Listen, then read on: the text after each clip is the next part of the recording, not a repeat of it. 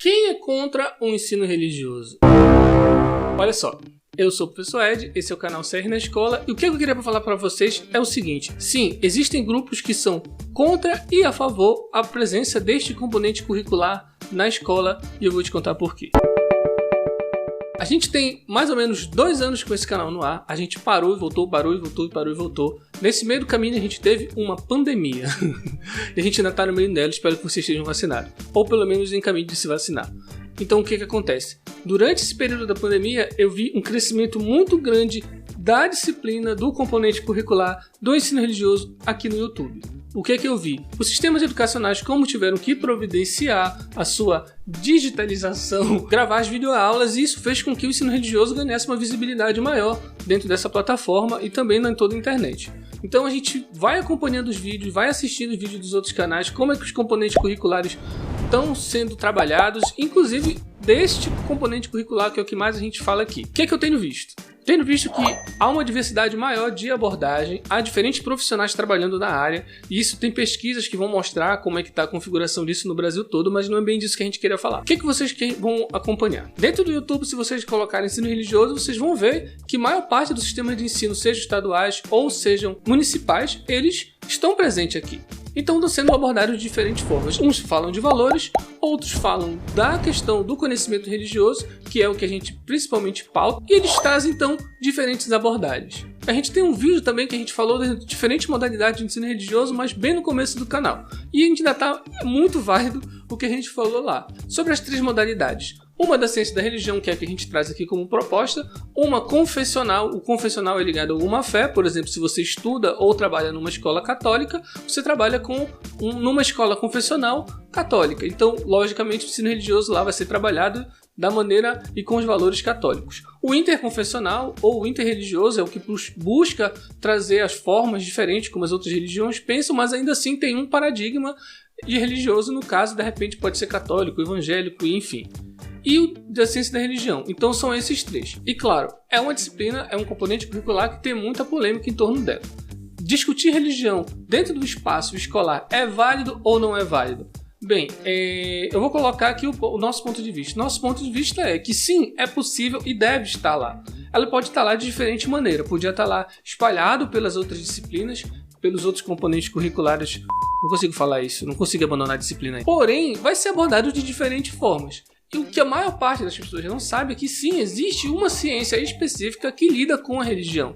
A gente tem antropologia, sociologia, filosofia, psicologia que tratam da religião e estudam dentro do seu campo. Mas a gente tem a ciência da religião, que hoje, pelo documento base, que é a BNCC, é a ciência base da disciplina ou do componente curricular. Sim, aí é que está a diferença. O profissional da ciência da religião é aquele que está habilitado para trabalhar com a disciplina da maneira adequada, trazer as informações de maneira adequada. A ideia é entender que a ciência da religião ela possibilita você estudar a religião a partir dessa disciplina acadêmica. Sim, transpor este conhecimento que está lá na academia, que é produzido lá, a sua forma, a sua maneira, para o espaço da escola. Mas por que isso causa tanta polêmica? Isso causa muita polêmica porque as pessoas acham que o Estado laico ou a laicidade do Estado ela é ferida a partir do momento que você tem uma disciplina que aborda a religião dentro do espaço público. Sim, laicidade, Estado e laico, eles são coisas similares. O Estado laico é o Estado que não tem religião oficial, mas que ele tem políticas públicas voltadas para o respeito e garantias para as religiões. A laicidade é esta políticas públicas que vão ser adotadas pelo Estado. Então a laicidade é a política do determinado Estado, que é o Estado que a gente tem, pelo menos em lei. Então, dentro desta concepção, o ensino religioso na escola, ele feriria o princípio da laicidade. Mas não é bem assim. O que acontece é que há diferentes realidades dentro do Brasil, sim. E a maior parte da realidade do Brasil ela é levada em conta a partir do Sul e do Sudeste. O Rio de Janeiro é um estado bem polêmico nesse sentido, porque lá o ensino confessional ele é uma política de Estado. Então, dentro do Estado, dentro das secretarias, basicamente, se você der uma pesquisada rápida pela internet, você vai ver quantas polêmicas não foram causadas, por exemplo, por abordar a questão de figuras afro-religiosas ou histórias africanas dentro do espaço escolar. E isso não é o foco aqui, mas a questão é para mostrar que existem diferentes realidades. Por exemplo, no Norte, os profissionais pela lei, antes da BNCC, que tiveram as suas vagas garantidas no concurso, foram os profissionais da ciência e da religião. Lá foi a primeira vez no Brasil em que aconteceu o quê? Aconteceu que a abertura de uma vaga para assumir cargos públicos voltados para o ensino religioso foi voltado exclusivamente para quem tem licenciatura plena, de acordo com a legislação.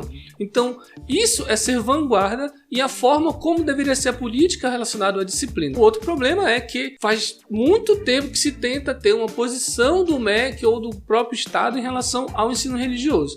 Não se tinha proposta, a BNCC é a primeira proposta oficial que se traz sobre o ensino religioso e o que tem que ser trabalhado, no caso a BNCC.